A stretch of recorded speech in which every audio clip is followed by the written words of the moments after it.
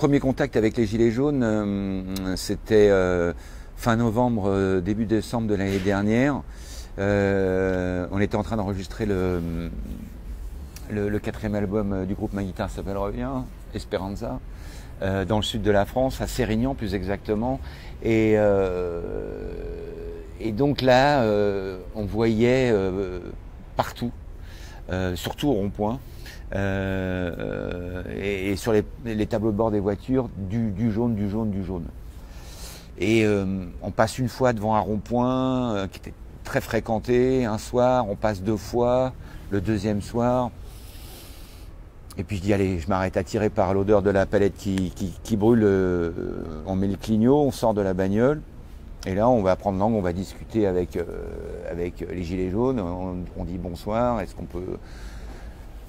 Voilà, est-ce qu'on peut causer et là, j'ai vraiment pu me faire une idée sur ce qu'était ce mouvement. En tout cas, ce soir-là, sur ce rond-point, il y avait des précaires, il y avait des retraités, il y avait du personnel médical. Il y avait des punks à chiens, c'était extrêmement mélangé et j'ai tout de suite été troublé par l'incroyable degré de haine qu'il y avait à l'endroit de Macron. Ça m'a un peu effrayé. Ça m'a un peu effrayé avec évidemment derrière des revendications, genre on est en dictature, enfin plus une constatation qu'une revendication, on est en dictature, Macron démission, mais enfin même pire que ça. Et puis j'avais besoin de... Donc j'ai demandé aux gens très rapidement... Bon, j'ai compris pourquoi ils étaient là. Ils étaient là parce que c'était le début d'un mouvement contestataire qui très vite va devenir un mouvement de protestation sociale. Mais tout était déjà en place, c'est-à-dire la difficulté, voire l'impossibilité de s'en sortir quand tes marges à 1250 € par mois, le problème des petites retraites, le problème du pouvoir d'achat, cette histoire d'hausse de taxes sur les carburants qui devaient soi-disant financer la transition écologique. J'en ris encore. J'en ris encore qu'on ait expliqué, qu'on ait essayé qu'ils aient essayé, que le gouvernement Macron ait essayé de dire voilà, vous comprenez, la planète ça va mal, donc vous avec vos diesels, vous allez nous aider à faire en sorte qu'elle aille mieux. Rien que de l'énoncer, ça fait rire. Rien que de l'énoncer, ça fait rire. Comme si c'était à ceux qui allaient bosser, qui mettaient du gasoil dans leur bagnole, de payer la déforestation, l'utilisation des énergies fossiles. Enfin bref. Et donc là, j'ai voulu savoir politiquement, en fait, qui j'avais à faire, parce que la politique, ça me passionne. Hein, je suis un Français et c'est un peuple très politique, la France, qu'on le veuille ou non. Et donc j'avais là des gens qui venaient, du PS, des déçus de la République en marche, du Front National, des communistes, de la France insoumise, enfin tout l'échiquier politique était représenté. Mais vraiment dans sa plus grande diversité, tout est là. Et donc, on a discuté, on a déconné, on a fait du feu, on a chanté quelques chansons, on a fait des selfies. Et avant de partir, ils m'ont juste dit,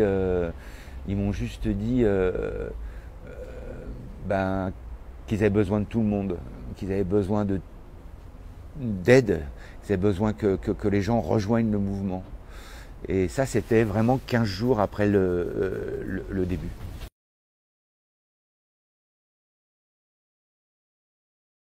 Ce qui est marrant, enfin, je ne sais pas si c'est le bon mot, mais ce qui est notable, c'est que quelques mois auparavant, j'avais suivi les 33 jours de grève à la SNCF quand le gouvernement a imposé le pacte ferroviaire. Et là, je dois dire que j'ai mesuré le désespoir de ces gens qui luttaient devant le peu d'intérêt que leur lutte suscitait. Et je me souviens encore de ce discours du Premier ministre, Édouard Philippe, qui avait dit « Pour faire passer ma loi, je compte sur les égoïsmes individuels ». Et donc, après ce conflit-là, après cette grève-là, après cet échec, je me suis dit, ça y est, c'est cuit. C'est-à-dire qu'on est mûr. Et qu'ils vont nous la mettre bien profond. Voilà. Et quelle n'a pas été ma surprise, quelques mois après, de voir que là, sur une histoire d'augmentation des carburants, ça pète, ça part. Ça part et ça se développe d'une façon absolument incroyable. Incroyable. Alors que 6 mois avant, il y avait déjà une opportunité pour que ça pète, pour que les gens se réveillent, enfin. Non, c'était pas ce moment-là. C'était donc le 17 novembre 2018. Donc oui, j'étais assez surpris. Oui, j'étais assez surpris, pour reprendre ta question. Moi qui suis passionné de politique, qui observe évidemment les mouvements sociaux, les protestations, d'où qu'elles viennent, j'ai été assez surpris de voir que ça revenait tous les samedis et de plus en plus fort.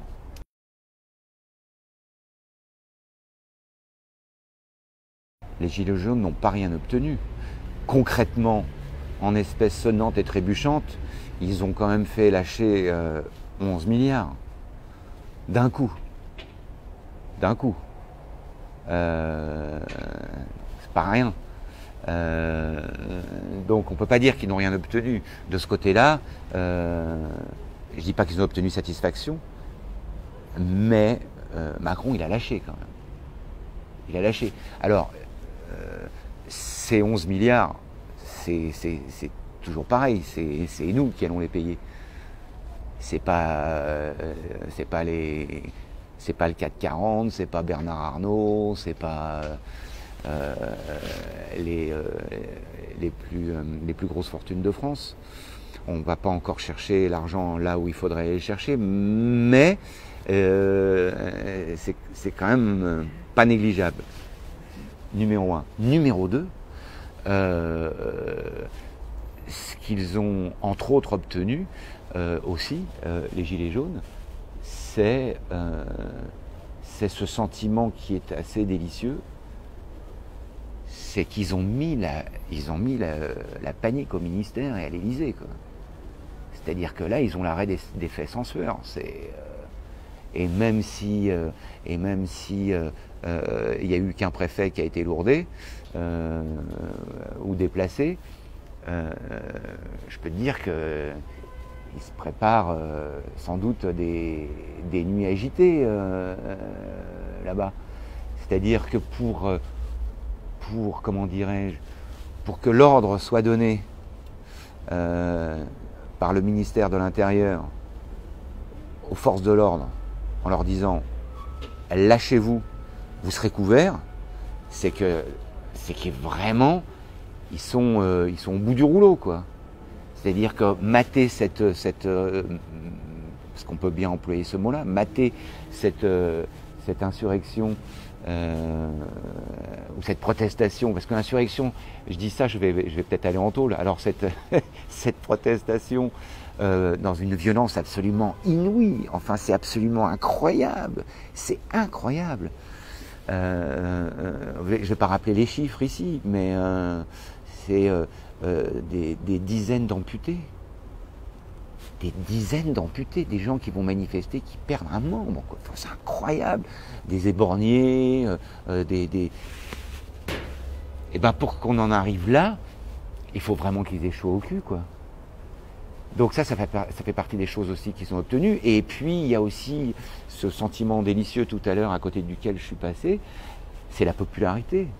C'est-à-dire qu'ils ont gagné la bataille de la sympathie. Le mouvement est toujours pour 40% peut-être encore. 40% après 6 mois de mobilisation, le mouvement est encore populaire. Et ils ont vraiment allumé la mèche de la contestation. C'est-à-dire que j'ai l'impression que depuis le mouvement des Gilets jaunes, les gens maintenant, on ne peut plus leur raconter d'histoire. C'est-à-dire que quand ils voient arriver les vilains à la télévision, ou quand ils les entendent à la radio, ils savent tout de suite. Ils savent tout de suite à qui ils ont affaire. Donc tout ça, ça fait quand même pas mal de points positifs, sans oublier le fait que j'ai l'impression, peut-être je me trompe, hein, mais mon sentiment à moi, c'est qu'il y a eu une évolution du corpus idéologique dans l'esprit des Gilets jaunes. C'est-à-dire ils sont partis de ouais, l'essence c'est trop cher, le gasoil c'est trop cher, et pour en arriver très vite à des revendications qui sont quand même politiquement beaucoup plus étayées. L'augmentation du SMIC, c'est venu très vite. Le référendum d'initiative citoyenne, c'est venu très vite. Cette volonté de reprendre en main comment dirais-je, le destin politique de chacun d'entre nous, c'est venu très vite. La réindexation du SMIC, l'abolition de la CSG, le retour de l'ISF, et y compris des préoccupations écologiques. C'est-à-dire que ce en quoi moi j'ai cru très tôt, c'est-à-dire l'intelligence du cœur, ces gens qui se voient tous les week-ends sur les ronds-points et ailleurs, mais surtout sur les ronds-points, ils ont gagné une fraternité. Ils ont retrouvé leur dignité, ils ont retrouvé de la fraternité, et cette intelligence du cœur fait que les échanges entre les hommes et les femmes, avec une spéciale dédicace pour les femmes qui étaient très présentes, et depuis le début sur les ronds-points, et ça c'est la chance des Gilets jaunes, c'est d'avoir eu des mamans qui sont venues tout de suite sur le motif. Bah, ça a fait que aujourd'hui, personnellement, je souscris à 80% des revendications des Gilets jaunes. Moi, comme 40 ou 50% des Français. Donc au final, c'est vrai que le Kennedy de Maubeuge, il est toujours accroché à son pouvoir, mais pour combien de temps? C'est-à-dire qu'il était quand même extrêmement fragilisé.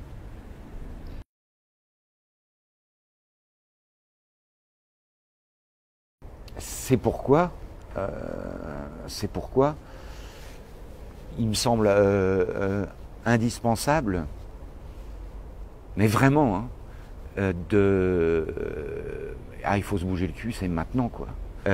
Donc c'est maintenant qu'il faut manifester, c'est maintenant qu'il faut aller faire du bruit devant les commissariats quand il y a des journalistes ou des représentants syndicaux ou des représentants des associations qui sont en garde à vue ou même qui vont jusqu'au procès. Voilà, il faut le faire maintenant. La semaine prochaine, dans 2 mois, ça sera trop tard. Donc là, il faut vraiment se mobiliser, il ne faut rien laisser passer. Ce que j'espère, moi, c'est que les Français qui, jusqu'alors, les 40 ou 50, voire 60%, qui étaient pour le mouvement des Gilets jaunes, souvent par procuration, ben, ils rentrent maintenant activement. Il y a toujours une façon de continuer le mouvement. Voilà, alors ça peut être, vous appelez, je sais pas moi, François Ruffin, il est d'accord pour vous filer la moitié de son film que vous pouvez projeter sur un rond-point. Il faut continuer à se mobiliser, continuer à échanger, etc. Il ne faut pas relâcher la pression, effectivement.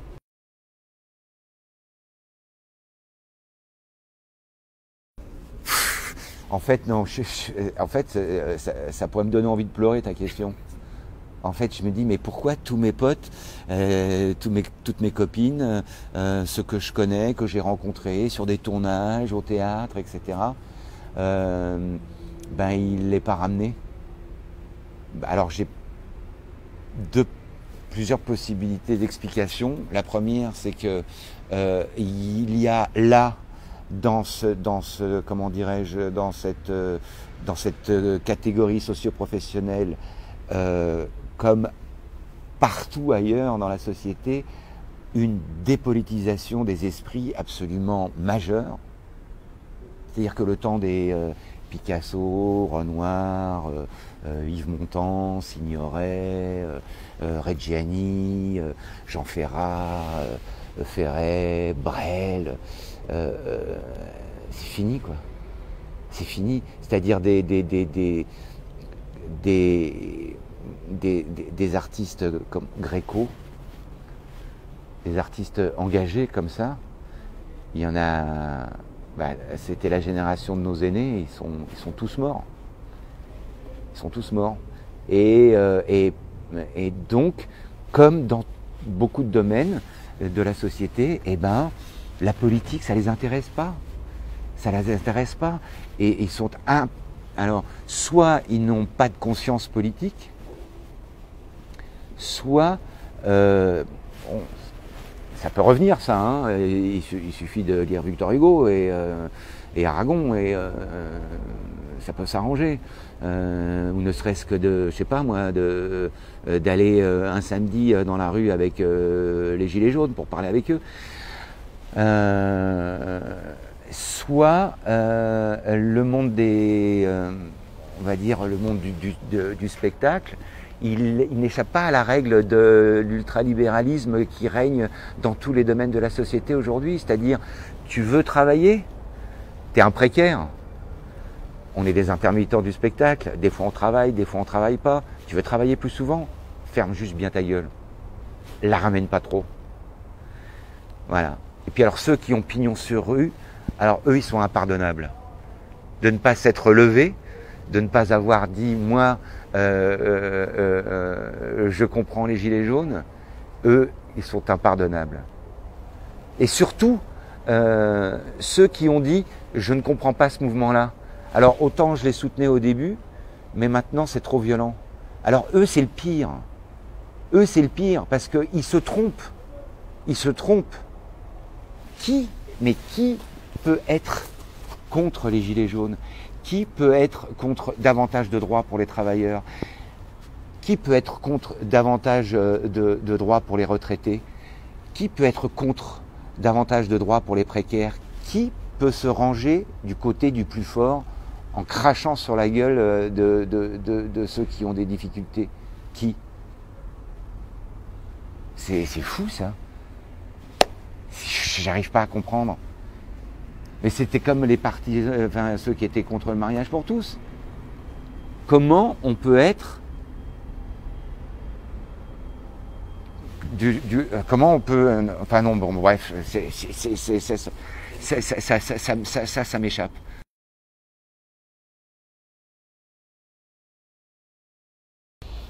Comment lutter? Mais moi, je crois que c'est tout simple. Je crois que c'est tout simple et ça passe par là. Ça passe par, eh ben, tu vas manifester le samedi avec les gilets jaunes. Et voilà. Et voilà, déjà, rien que ça. Rien que ça. Tu passes sur un rond-point, tu vas apporter un casse-croûte, tu vas discuter, tu vas chanter une chanson, tu vas faire un petit sketch, tu vas te mettre au merguez, voilà. Ça, c'est tout simple. En plus, la demande qu'il y avait à ce niveau-là, c'est très fort, quoi. C'est très fort. C'est-à-dire que quand tu penses aux artistes, j'ai du mal à employer ce mot, hein, mais aux gens qui sont dans les enfoirés. Mais comment c'est possible? Mais comment c'est possible? Mais comment c'est possible? Sur les ronds-points, des posters de Coluche, des Coluche revient, des Coluche, quel est ton successeur? Coluche, t'es où? Du paradis, envoie-nous tes meilleures pensées. Comment c'est possible que ces gens-là soient allés tranquillement faire de la télévision, chantonner, faire un sketch, sans dire au fait je soutiens les gilets jaunes. Quelle honte. Alors après, évidemment, on peut se réfugier derrière, enfin ils peuvent se réfugier, ils pensent se réfugier derrière. Ah mais moi je fais pas de politique. Non, non, c'est que tu t'en bats les couilles, quoi, mais reconnais-le. Voilà, au moins Berléand, il a été clair. Au moins Mathilde Seigné, elle a été claire.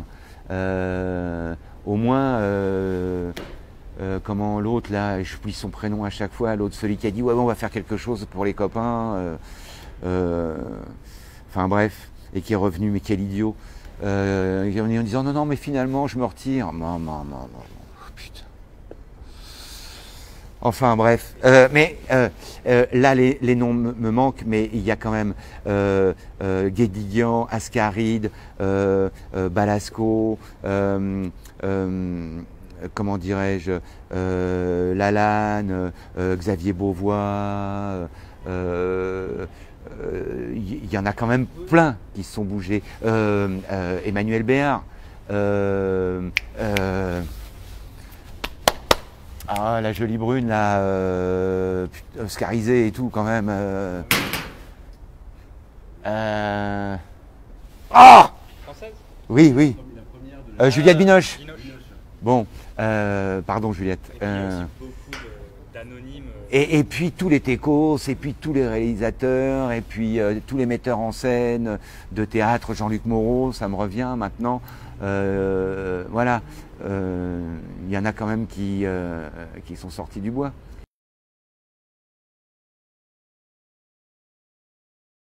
Pour moi, les choses, elles seront depuis ce mouvement-là, elles seront jamais plus comme avant. Depuis ce 17 novembre. Donc ce mouvement, parce qu'il a initié, par le fait d'avoir amené tant d'hommes et de femmes à se rencontrer sur les ronds-points et d'avoir pu échanger, rire et aussi pleurer sans doute, espérer. Ça c'est une petite graine, et ça va pousser, Inch'Allah.